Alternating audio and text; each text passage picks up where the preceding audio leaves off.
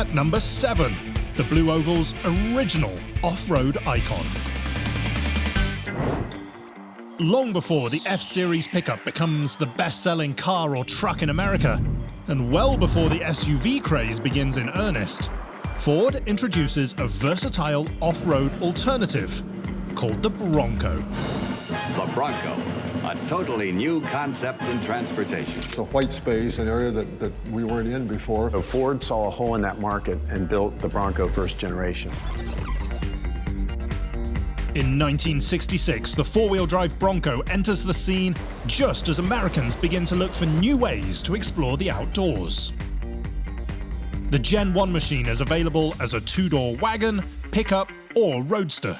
The very first ads talk about how you can take it on the highway. It's the go anywhere, do anything vehicle, and it would show it going through the rivers and the streams, but then it shows a woman driving her family up to the local grocery store in it. The Bronco will really take you off the beaten path. Riding on a stubby 2.3mm wheelbase, the first-gen Bronco is a simple, agricultural-styled machine that features solid axles and boxy sheet metal that changes little over its 12-year production run.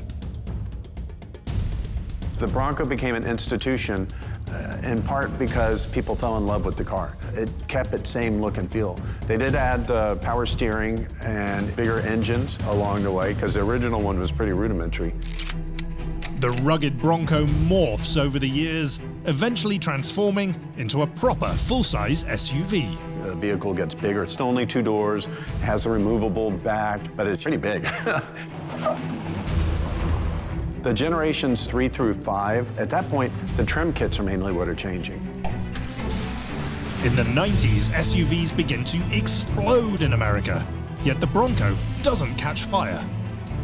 Instead, the big, boxy machine is seen as being too large and chunky for modern-day life. By the time the 5th generation debuts in 1992, it's clear that the full-size two-door Bronco's days are numbered, as 4-door utility vehicles grow more popular. The Bronco went away because of doors. The Bronco only had 2 doors. And you have what's called the reverse boom. You had the baby boomers, that massive generation, then they all had kids, so you got what's called the reverse boom. So all those reverse boomers, they're coming of age in that 90s where they're having their kids, and you don't want to open a door and move a seat and throw the football gear in if you want the comfort of 4 doors. The death knell comes in 1996, when American football star O.J. Simpson uses his Bronco to try and outrun the police. You had the passionate people who loved the Bronco, but by the last year, they only sold like 14,000 units. So sales had just declined, in part because of ease and comfort. 2 decades later, in 2020, Ford drops an all-new Bronco. I have one word, Sasquatch. When you name your off-road package after the hairy, mythical Yeti guy, like, how can that not be the most amazing thing out there?